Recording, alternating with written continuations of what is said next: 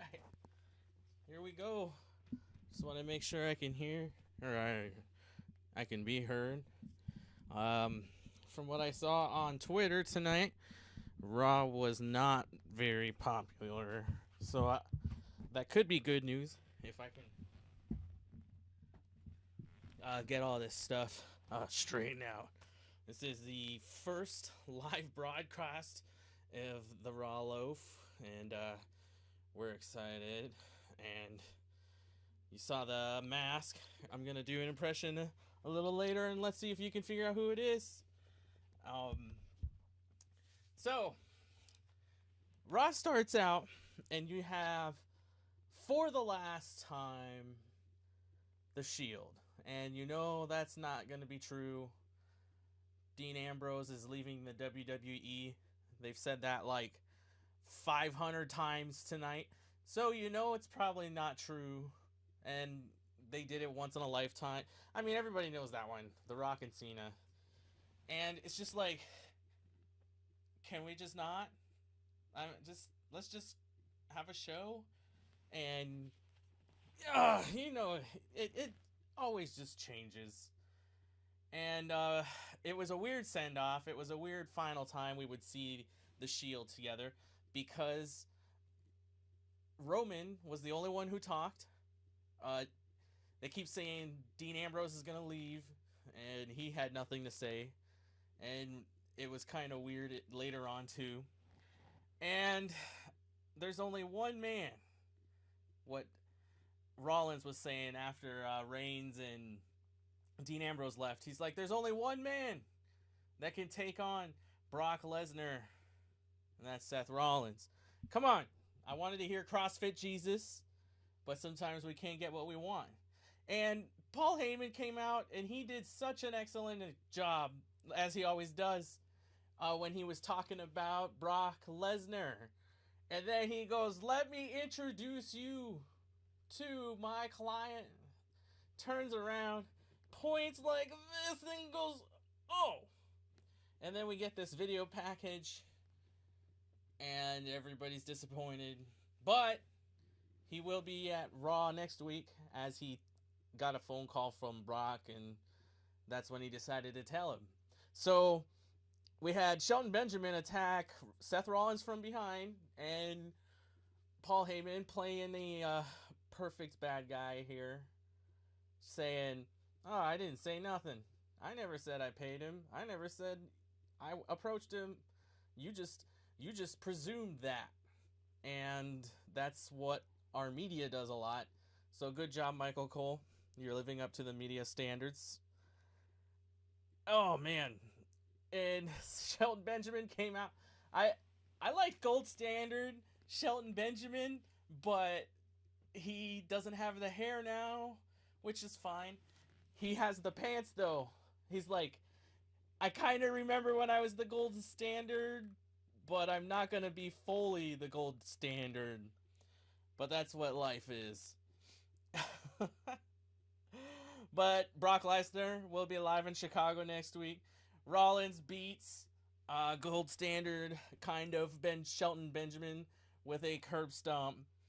And Finn Balor enters as Seth Rollins exits.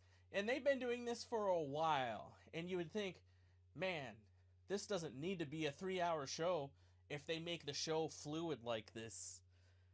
But it's still a 3-hour show. And you could add a lot more on if you're going to do that. But a lot of people probably don't want that. But then they complain about not seeing their favorites, like favorite wrestlers, but they don't want the show to be so long. So you have to pick. Do I want a longer show and I get to see my favorites? Or do I want a shorter show and then be upset when my favorites aren't on? Hopefully tonight nobody was a favorite of Baron Corbin. Well, apparently there's 14 people who are. Hashtag 14 lives matter. I tweeted that out right before I went live. So you can search that. I would be surprised if you did. But it was Finn Balor taking on Bobby Lashley. And right before they went to commercial break, Finn Balor kicked Bobby Lashley in the head on the off the ring apron, but then his foot went over and hit the turnbuckle, and it was just like, ow. But then they went to break, like, and then acted like nothing happened. It was like, oh jeez. And then at the end, of course, not of course, I didn't expect Lashley to win, but I also did not expect to see 7 Days to Die cosplay of a zombie from Leo Rush. But apparently it worked. He got the distraction out of Finn Balor, and Finn Balor jumped on the top rope, and he jumped off of that top rope, and he flew right into a massive spear from Bobby Lashley. If I had to rate that spear on a scale from 1 to 69, oh man, that's right up there with like number 58. It was pretty, I mean, if it was Lashley, it's a WWE spear, so maybe it's more like 62, but yeah. He got him with it though. Lashley's the new Intercontinental Champion, and congratulations to him, even though it was cheating. But what you gonna do? Oh, wait, yeah. So Bobby Lashley was gonna do a power bomb to Finn Balor, and Finn Balor reversed it and hit him with a basement drop kick. So my question for everybody is, what do you get when you have a basement drop kick in a basement? I know there's a joke in there somewhere. I can't think of it, but it's got to be there. I mean, like, what if Owen Hart did a basement drop kick to Ken Shamrock? I think that's right, right? When they were wrestling in the dungeon, would it have been like twice as effective? I don't know. But Baron Corbin is backstage, and he's talking to Charlie. She looks like a little person. And he says he'll, what did he say? He'll house train the big dog. And for the rest of the night, we didn't see him. And this whole night, they were like, Roman Reigns, I forgot who he was going to fight, is going to be taking on Baron Corbin. He's going to get him. He's going to get him. Every segment we're almost reminded, it's Baron Corbin and the big dog Roman Reigns. I can't hear this, my echo. It's the big dog Roman Reigns, and it's just like, okay. And then at the end, Baron Corbin's nowhere to be found, and nobody's worried about that. I mean, whether he's a good person or a bad person, if somebody is just gone, yeah, how dare you, Ronda Rousey? We'll get to Ronda Rousey in a minute, but if Baron Corbin is just gone, whether he's good or bad, somebody had to have noticed. But it was like nobody noticed. But we'll talk a little bit more about that later. Yeah, Ronda comes out. She doesn't even get an entrance, which is good. There's less time we waste. And she's super butthurt because she got booed. I mean, I haven't been watching for a little while. Raw really I actually quit watching pro wrestling for a few months. Because to me, WWE is the pinnacle, and if it's okay for the pinnacle to be, that's where everybody wants to get to. And if it's okay for that area to be so bad, then nobody's doing their job. If you ask me, no, that's not a popular opinion. But still, everybody wants to get there. I mean, it's where the most money is. I mean, All Elite Wrestling seems to have quite a bit of money, but we'll see how long that lasts. That could be good or bad. But she's so butthurt Ronda Rousey, because she got booed, and now she's basically like living out her UFC dream. I mean, what else? I mean, oh, and then here's my impression. Who did this? It has been my dream. I have been here. I have worked so hard. I Want my chance. I want my chance, please. Yeah, that was Dana Brooke. Hello, Stud Ice. I'm just sitting here talking about a uh Dana Brooke. I don't like her. I don't hate her, but she didn't really like. I mean, it was like she wasn't talking from her heart. I didn't believe like anything she said. I wanted to believe, but I didn't believe. But it didn't matter in the end because Ronda Rousey just like sucker hit her, sucker kicked her. I don't know if that's a word, but sucker hit, punched her, whatever, and then just beat her up. And then Ronda Rousey still thinks that pay-per-views are $60. I guess. Um, I don't know what company she's been working for the last year, but I just restarted my network subscription to watch Fastlane, and yeah, it was $9.99. So I guess we can start calling her Ronda. Where am I at again? Rousey. um, then she slapped a referee, which should be huge repercussions, but I don't even know if that will matter. Let's see, because nothing seemed to. I don't know. I don't. This whole Ronda Rousey thing just it doesn't make any sense. Nothing she does makes any sense, and I'm done talking about that now. So we get a video package for Ric Flair's 70th birthday party. Uh, Spent a lot of time on a segment for Ric Flair. I mean, Ric Flair definitely deserves everything he gets, but I don't think we needed this again because it was basically the same thing as his faux retirement. So I don't know if this could have been a fake 70th birthday party, but it didn't happen thanks to Batista. But there was that video package there, and then it was Aleister Black taking on, or with Ricochet taking on Chad Gable and Bobby Roode, and this Team NXT thing. How long are they just gonna let it go? The Shane heel turn. We're not. What is this? What is this? Are we talking SmackDown? Oh no, the Shane heel turn. I don't know. I'm. Oh, my computer just died. Hold on. It's okay though, cause I'll pull it up on my phone. So yeah, I don't know. I don't like um heel bad like. I mean, Triple H I guess has turned into a good COO. So I guess you can have the bad manager in Shane McMahon, but I mean, like I said, I haven't really been watching a whole lot until very recently, and there's just like the whole Kevin Owens thing is a good guy, Daniel Bryan's a bad guy. Like, I don't know. I didn't really want to see Shane turn into a bad guy, but he turned his heels a whole lot in the match. I enjoyed the match, but uh, my oversized Macho Man shirt that'll be I don't know. So what happened is that Raw finished so fast and on time tonight. I don't know if this has been a new thing, but they never do that.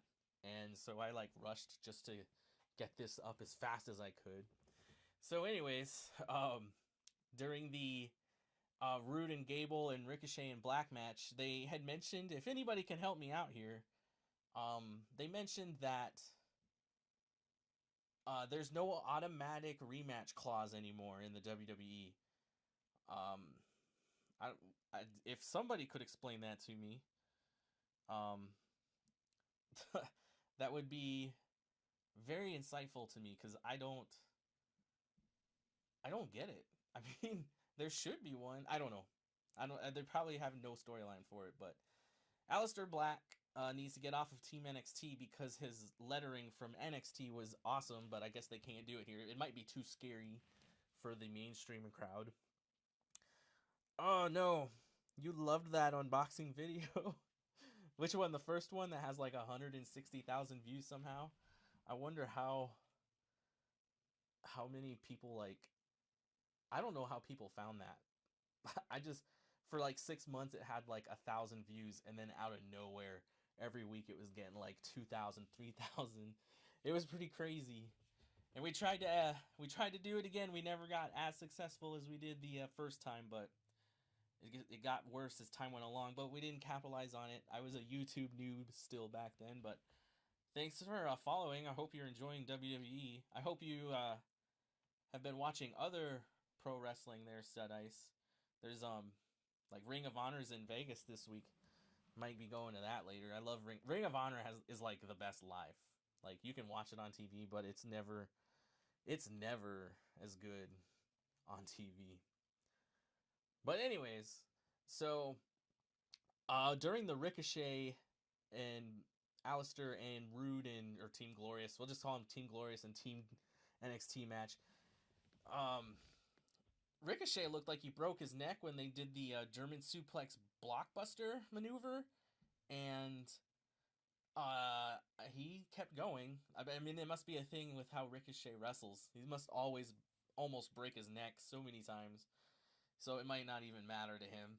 And that's another thing that I don't like about these randomly formed tag teams, like when Samoa Joe and Finn Balor, when they won the Dusty Cup years ago, and they weren't even a real tag team. They were just two people thrown together, and this happens a lot. And I don't know, I'm just not a fan of it because it totally takes away from the credibility of actually being a tag team. And I guess Vince McMahon hates tag teams for some reason. I don't know. A lot of people seem to like him, but he's the billionaire or a millionaire now, whichever it is. But anyways, Team NXT wins. They go up the ramp, and the Revival attacks them from behind. And then Team Glorious starts walking up the ramp. The Revival runs away and then just stands there. And they're just looking at Team NXT, who is on the ground, like, just laying there. And it's just like, okay. It was like they walked up on a couple dead bodies and they didn't know what to do. But I don't know. I think they're bad guys. I don't know. I shouldn't be talking about that right now. But next up, we had a moment of bliss. And what I don't like, again, it's like in one part, they're having this women's month. Alexa Bliss was talking to some girl last week from this Girl Up segment, and she's all happy and, oh, this is why women are important. Oh my gosh, I love this. I love that. All happy and smiles. And then this week, when she announced the host of WrestleMania, built up the host like it was the god of all gods, which I guess Michael Cole can't say God on TV because he started to say it at one point tonight and he stopped and said goodness, and I was like, oopsie. Or wait, was that last night? Oh well, you can't say God, I guess, on WWE TV. But yeah, she said, oh, he's got more power, more positivity than the New Day, more electrifying than The Rock. They showed a video, and then it turned out it was Alexa. But it's like, why is she being bad here, but then she's bad over there? To me, it makes no sense. Shouldn't this? I don't get it. But my favorite classic tag teams. Oh, geez. Well, what? I guess it depends on what you mean by classic. When I was a kid, I loved the Bushwhackers. I don't know why I loved them.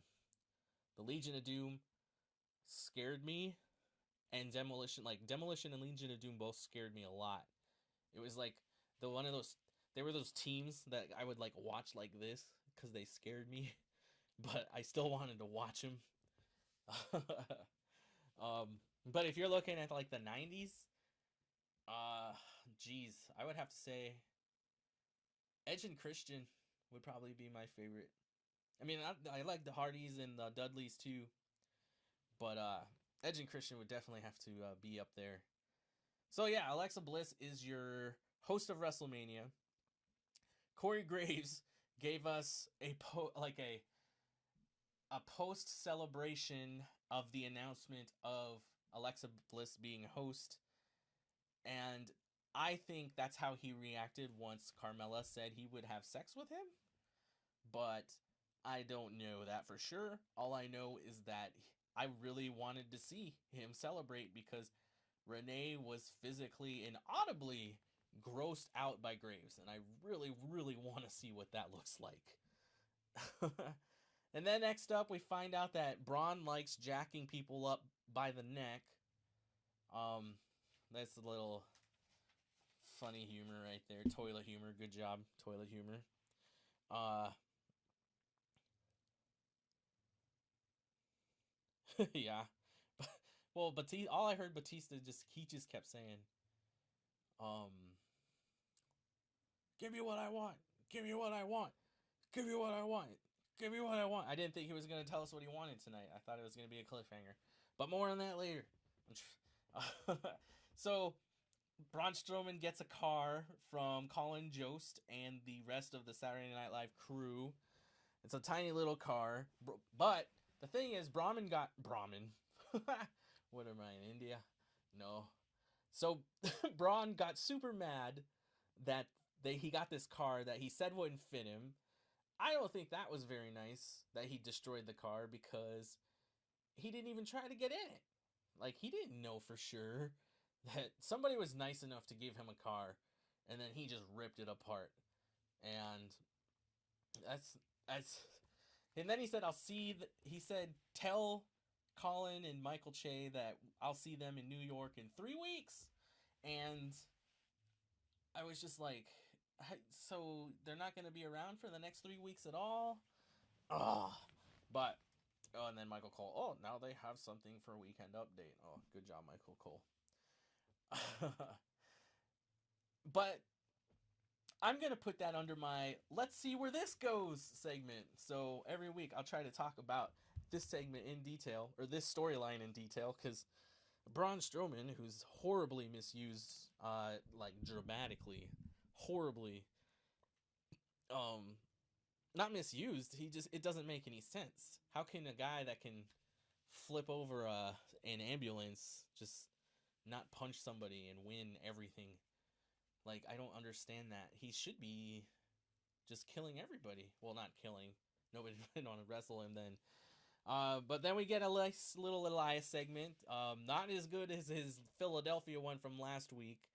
If I can, I'll post that in the description after this video. But that was one of my favorite Elias moments. Which, the time when I quit watching, him and Kevin Owens did a little theater special. And it was in Seattle. And he made a comment about the Supersonics. And that crowd went ballistic. And Elias and Kevin Owens were just sitting there trying to, like, say their lines. It literally looked like we have to say these lines or we're gonna get fired. And that's so bad. I was just like, this is so great. They should have just sat there and just ran with that ball. But WWE says, no balls. No balls. You can't have any fun with the balls around here. um, it's announced by USA's Today Sports that Harlem Heat is going to be in the Hall of Fame, WWE Hall of Fame. Stevie Ray and Booker T. Good for them. They're joining DX, the Honky Tonk Man, and Tori Wilson. My only question there really is, why is it just now, the Honky Tonk Man getting in there?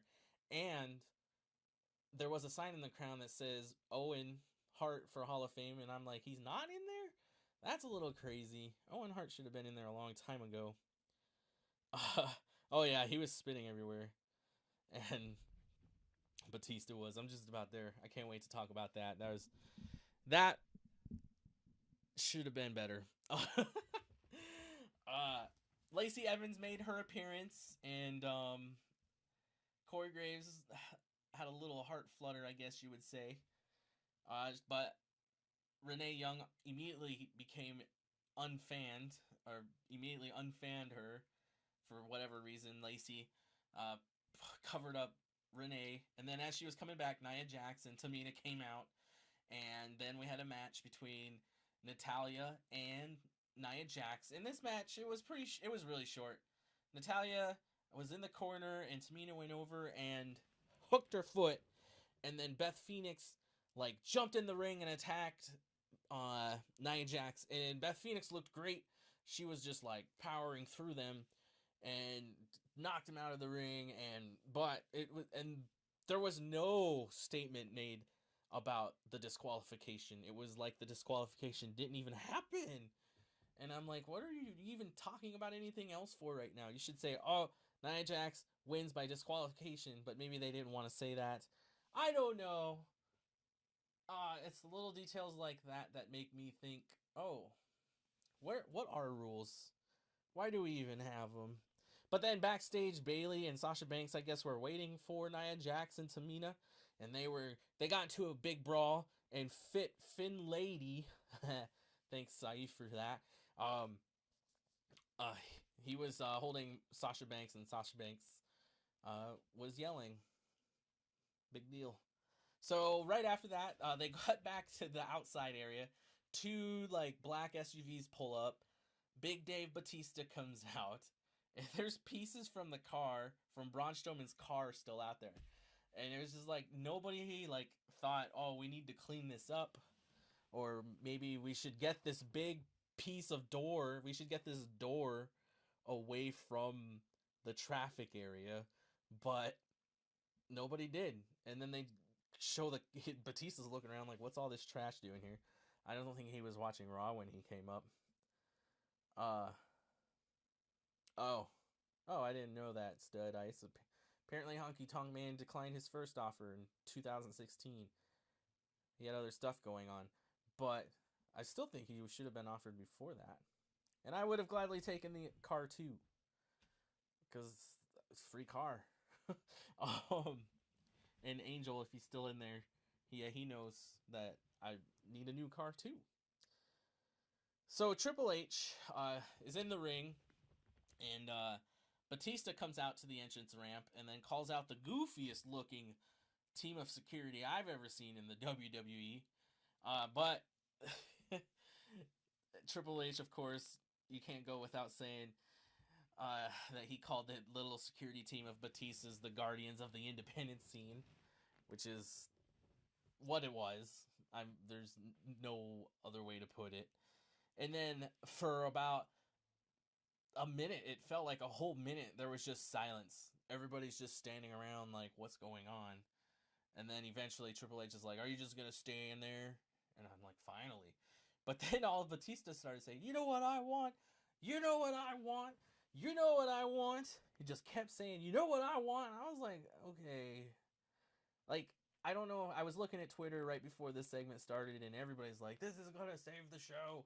This is going to be so great. And then it was just a bunch of spitting. It was a bunch of, you know what I want? And I honestly didn't think we were going to get what he wants until next week, which is cool. Because it would be like, oh man, Batista brought out the Guardians of the Independent Scene for what? For nothing? And then we'd have a cliffhanger. But then it was like, I want a match with you at WrestleMania. Oh, and then Triple H is like, oh, this is going to be no holds barred. False count anywhere. No rules. It was like, oh man, it went from 8 minutes of we don't know what's going on, and within like 20 seconds, it's a match at WrestleMania, and it's like a hardcore match. I was like, okay, that escalated quickly, but I guess that's what you get sometimes. I don't know if that's what I wanted, but I guess that's what Triple H does. He loves his hardcore. He loves his sledgehammer. We should just say that. I'm surprised there was no joke after Braun's jacking off at the neck that Triple H loves hammering guys on the head. Okay, that's for me. So Kurt Angle is out next, and he announces that he is going to have his farewell match at WrestleMania, and the crowd started chanting, thank you, Kurt, which of course they're going to do for the next month. And you could tell he was fighting back the tears, and it's like, come on, Kurt, this is 2019. I know there aren't very many men's men around anymore, but he didn't cry. And then he had a match with Apollo Crews, and there has been no statement on who he's going to be wrestling at WrestleMania. A lot of people think it should be John Cena, which would be a good choice. I personally think it should be The Undertaker. And The Undertaker would also say, this is my farewell match. And then we can escalate things quickly, which seems to be Triple H's theme. And he would say, whichever one of you loses cannot retire. And that's my stupid ideas. But really, I don't know. It probably will be John Cena. I don't know if there's anybody else that can really fit the role. Yeah.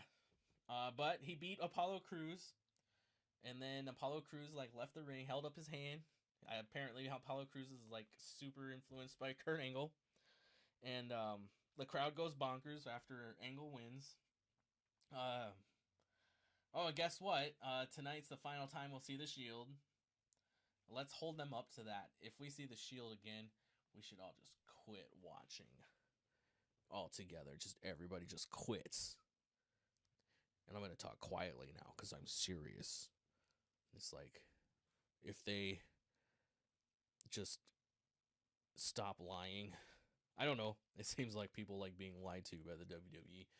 But, or I guess people don't mind the revisionist history, because history is written by the winners.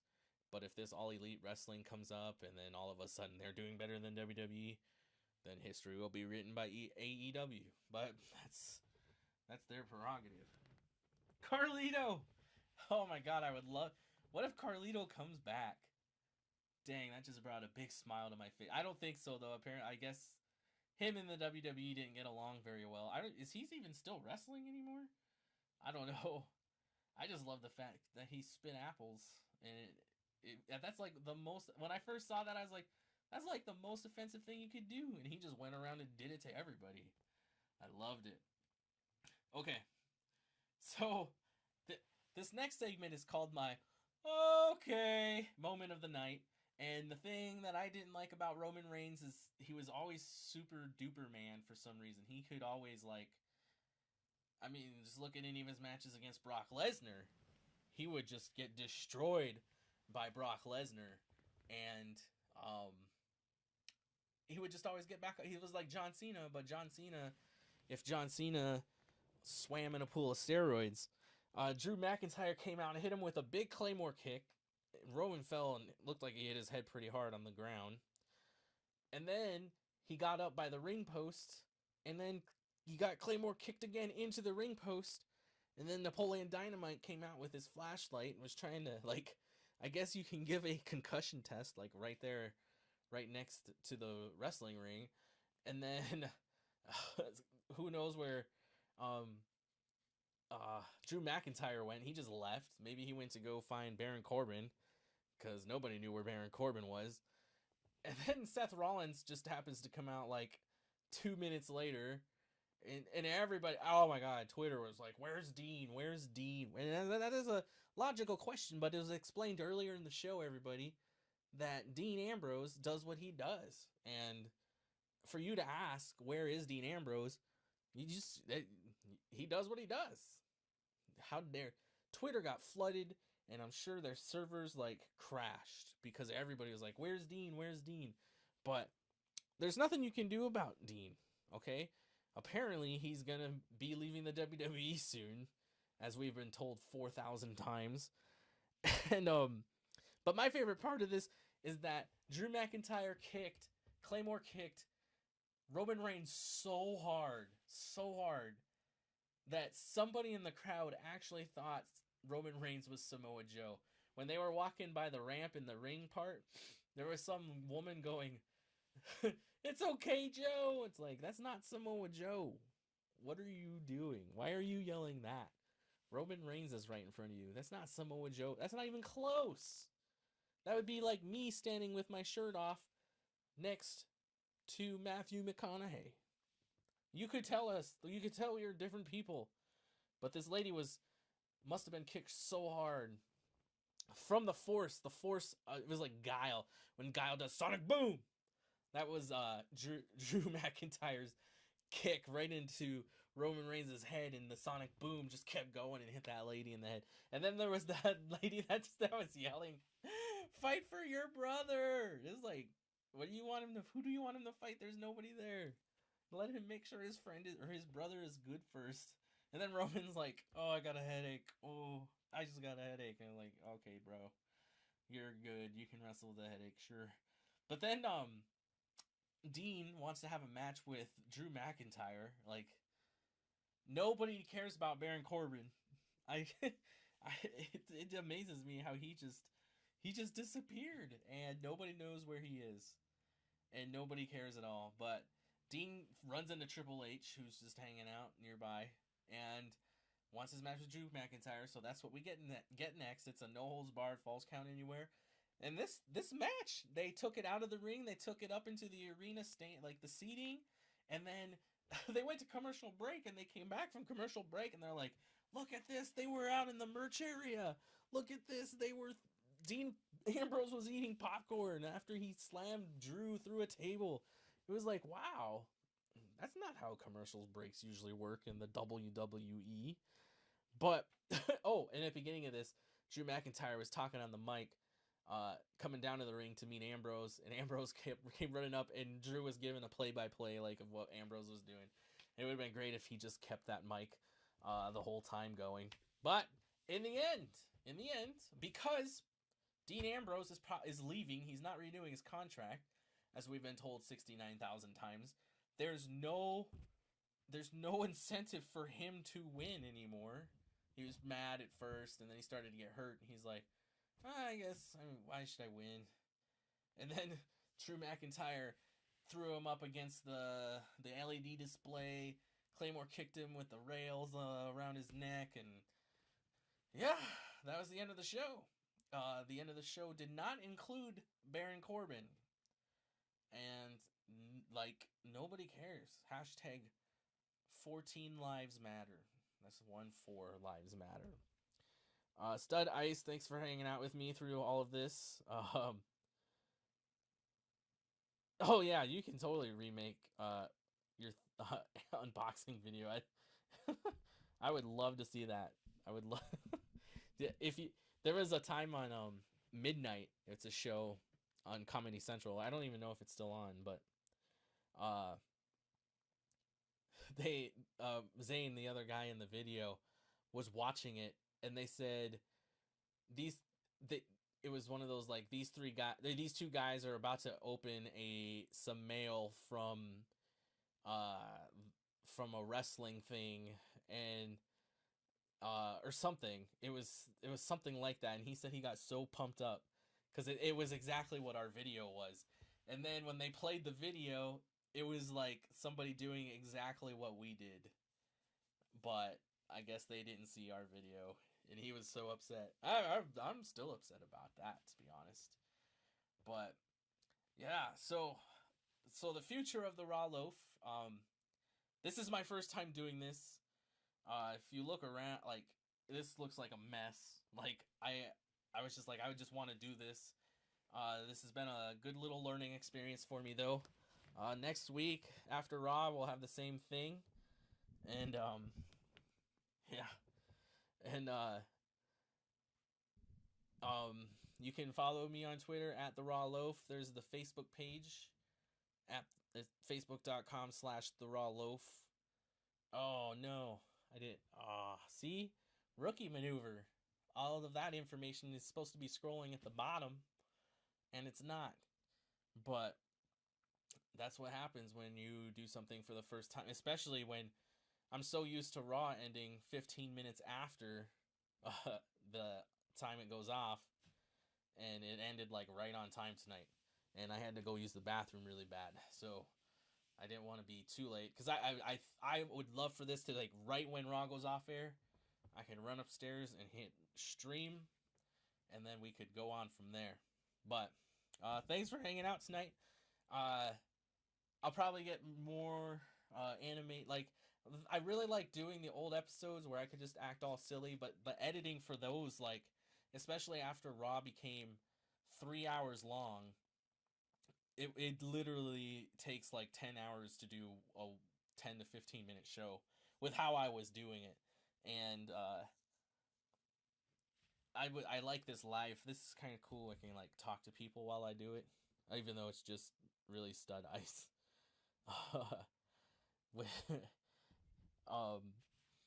It's still cool though.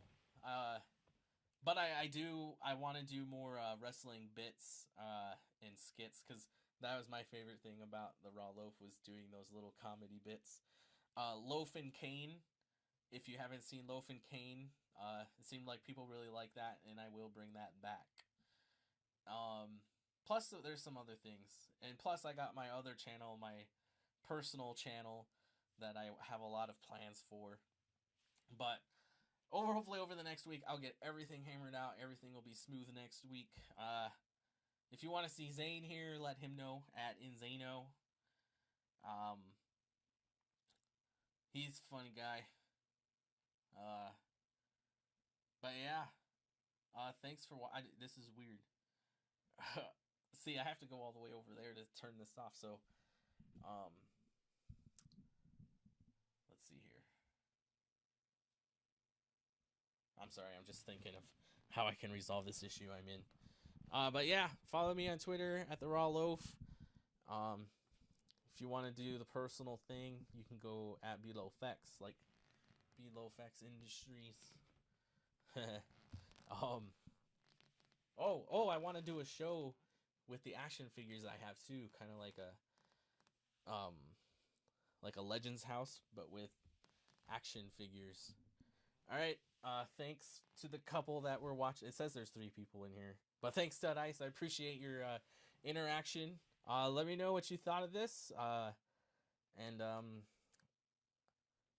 a groovy night, everybody. See you after Raw next week. Oh, and if this does get better, or if more people do watch, I will start doing this for SmackDown Live too, and we can talk about Shane McMahon's heel turn and why he didn't turn on his toes. All right.